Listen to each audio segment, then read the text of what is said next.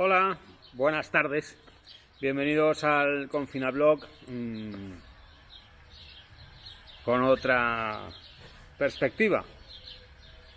Empieza prácticamente el verano, me he cortado el pelo, me he afeitado un poco la barba, he salido a relacionarme con otros seres humanos, por lo menos con el peluquero, y estoy en el exterior porque es muy agradable. La luz del sol aguanta hasta bastante tarde ya, los días son largos.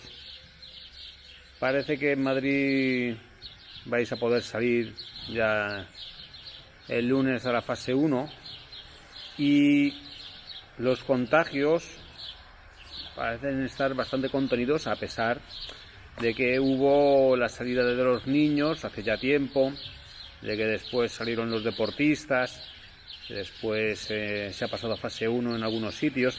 Y bueno, esto demuestra... estoy bebiendo un poco de vino. Esto demuestra, por una parte, que aquellas imágenes que vimos de los padres y tal, bueno, no debió ser tan masivo el incumplimiento.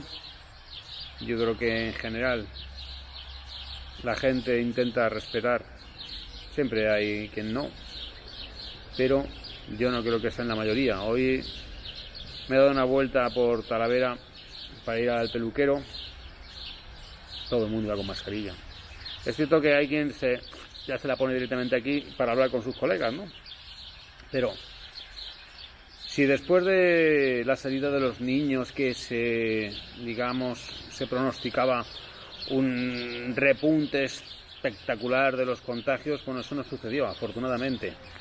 Con lo cual yo creo que la medida de confinamiento, el sacrificio que hicimos, pues sirvió.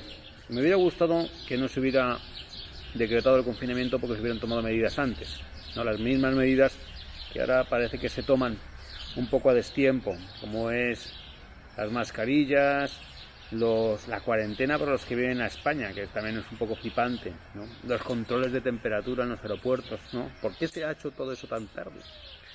Cuando ya había quien practicaba esas medidas antes, otros países. También había quien las aconsejaba. Y ahora de repente, cuando parece que esto ya está un poco en descenso, ahora de repente se aplican estas medidas draconianas que, joder, si se hubieran aplicado antes, a lo mejor no hubiéramos tenido que confinarnos todos. Porque mira que se avisó, hubo gente que... sí que hubo capitanes a posteriori, a saco de capitanes a posteriori, muchísimos, que lo dijeron. El caso es que, bueno, afortunadamente, el que la gente salga a correr o el que los niños salgan a pasear no se ha demostrado como un factor de multiplicador de los contagios, que ya se decía, ¿no? ¿Os acordáis cómo se ponían el hashtag de irresponsables, ¿no?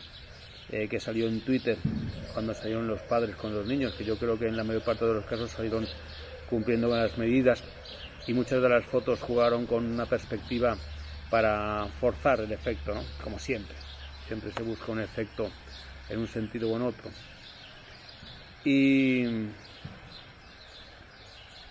bueno, pensando hoy en cómo ha sido mi visita al barbero, que es todo muy flipante, ¿no? Porque todos vamos con mascarilla, te metes en la peluquería, o sea, tienes que esperar en la calle para poder entrar, ves pasear a la gente con sus mascarillas, todo.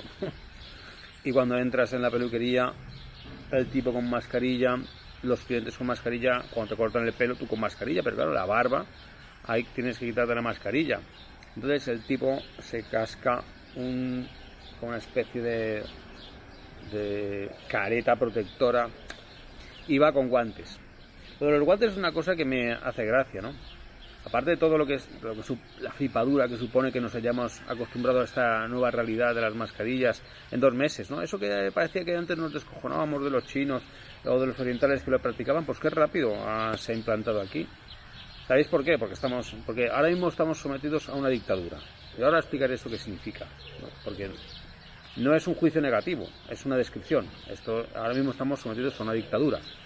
Ya los griegos inventaron el término de la dictadura cuando atribuían poderes omnímodos, unilaterales a un gobernante en situación de crisis. Estaba justificado.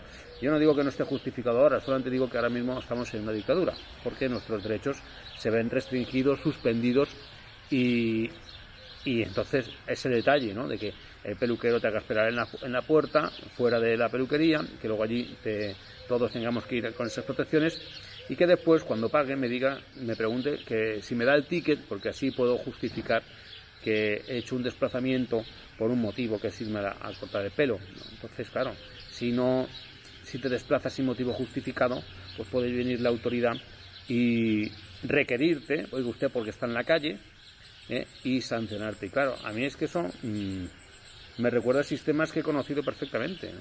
Porque, por ejemplo, en la antigua Unión Soviética, pues no podías viajar libremente de un pueblo a otro. Tenías que llevar un salvoconducto especial, porque siempre te iban a parar, porque había controles de policía a la entrada y la salida de todas las ciudades. Eso era así.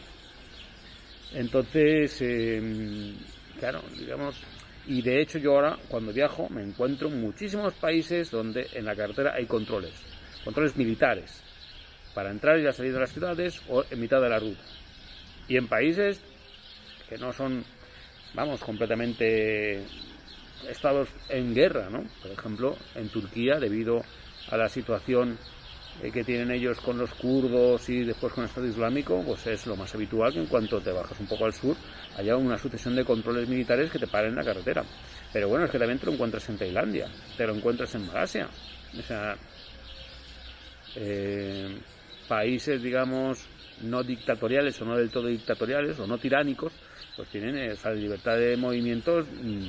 Bueno, en Sudamérica también encuentras controles militares. O sea, eso es una cosa que la libertad de circulación que aquí tenemos, de poder movernos de aquí para allá, que nos sorprende cuando nos encontramos a la Guardia Civil en la carretera, pues que nos para, como ahora está sucediendo. Es decir, sales de casa, sales a conducir y probablemente te encuentres con un control. Bueno, esto se llama dictadura, porque hay un control omnímodo, un poder extraordinario en manos del gobierno, que está previsto en nuestro ordenamiento. Yo creo que no la figura exacta, que debería ser el estado de excepción, que tiene unos requisitos, y no utilizar el estado de alarma para esto, pero yo no digo que esté mal, solamente digo que las medidas excepcionales, cuando se suspenden los derechos fundamentales como consecuencia de situaciones extraordinarias previstas en la Constitución, pues convierten al gobierno en dictatorial.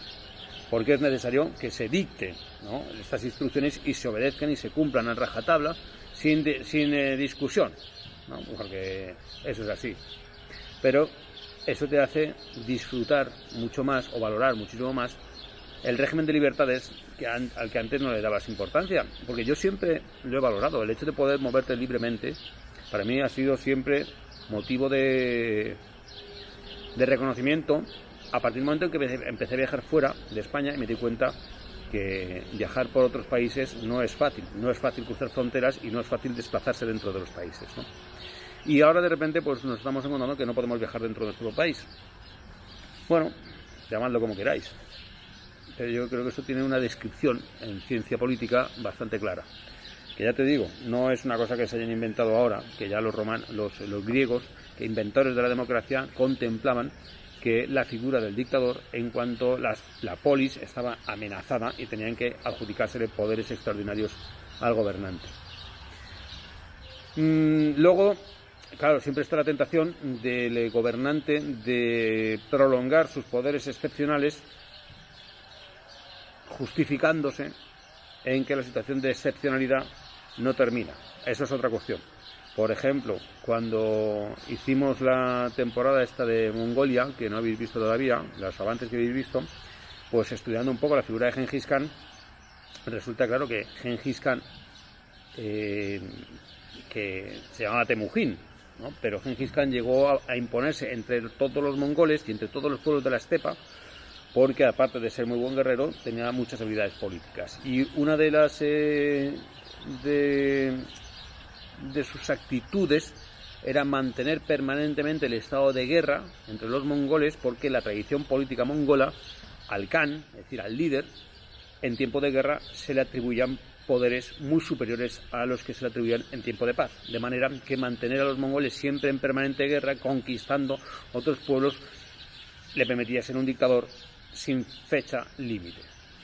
Entonces, bueno, pues contra eso hay que estar también vigilantes, si no queremos que esto se eternice.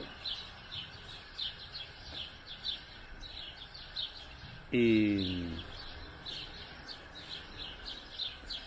bueno, se me ha olvidado traeros un libro, ¿no? Para leeros algo al final. Voy a por él. Bueno, pues os voy a leer otro párrafo de Diario de un nómada, Operación Ararat, porque, bueno, es un libro que me gusta particularmente porque como se puede ver la serie y leer los episodios, pues es distinto a otros libros en los cuales el relato era de un viajero en solitario, porque en este se puede hacer una comparación perfecta entre lo que se ve en televisión y lo que hay detrás, ¿no? Lo que hay detrás, el trabajo para filmarlo y la densidad de las historias y las reflexiones que no se pueden ver en televisión porque el formato no lo permite o porque son cuestiones internas del rodaje con el equipo y demás, que no tienen cabida, digamos, en lo que es el formato de una serie de televisión al uso, ¿no? Que, hombre, la mía no es que sea muy al uso, pero sí que tiene unas reglas, ¿no? Entonces, todas las cosas que van rodeando a la producción, al viaje tan complejo para filmar la serie, porque eso es una película sobre otra película, ¿no? Pues eso está perfectamente reflejado en el libro, con lo cual yo creo que da una completa cojonudamente. El libro se puede leer de forma independiente, ¿no? Pero si haces las dos cosas a la vez, digamos que te da una perspectiva, vamos a ver, prácticamente de 360 grados, ¿no? O sea, te da una perspectiva global sobre toda la aventura. Entonces, hoy me gustaría leeros algo sobre Estambul, porque Turquía es uno de los países que a mí más me gusta del mundo. Siempre lo recomiendo. Yo he estado muchas veces y me encantó desde el primer momento. Creo que combina lo más moderno, lo más desarrollado, la existencia de buenas carreteras, buenas infraestructuras, hospitales, por si tienes algún problema, y al mismo tiempo todo el salvajismo y todo el sabor, la tipicidad, el exotismo de las sociedades orientales, ¿no?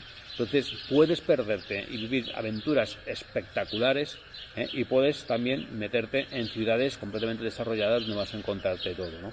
Entonces ese contraste a mí me parece muy interesante. Y luego la sociedad turca me parece una sociedad que hace las cosas relativamente bien, ¿no? No son árabes y por lo tanto ellos están desarrollándose de una forma bastante, en mi opinión, ordenada. O sea, no hay unas enormes diferencias sociales, no hay esas bolsas de miseria y marginación que puedes encontrar en algunos países árabes o en muchos países árabes, sino que allí se está desarrollando una importante clase media, ¿no? Que consume, que trabaja, que prospera, que hace crecer su país. Y eso es algo que viene produciéndose, bueno, pues yo creo que desde que Kemal Atatürk fundó la nación turca, cuando se disolvió o se implosionó el Imperio Otomano, que estaba completamente corrompido, ¿no? Y caduco y decadente a finales de la Primera Guerra Mundial.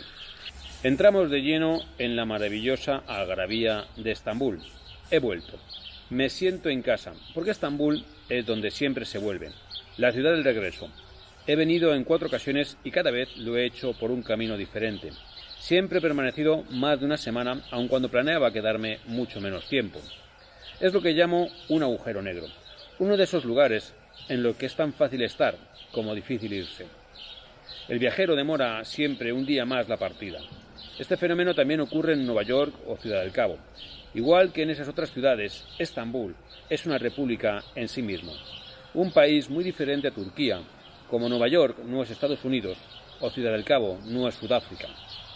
Estambul es un país maravilloso y complejo que huele a zumo de naranja recién exprimida, a basura, a azúcar derritiéndose, a caos circulatorio, a perfume de mujer, a incienso y a cerveza. Podría quedarme aquí indefinidamente, callejeando, escuchando sus miles de voces, acentos y sonidos. Podría cruzar 100, 1000 veces de Europa a Asia. Siempre me parecería un territorio desconocido, pero familiar al mismo tiempo. Solar milenario en historia y eterno en futuro.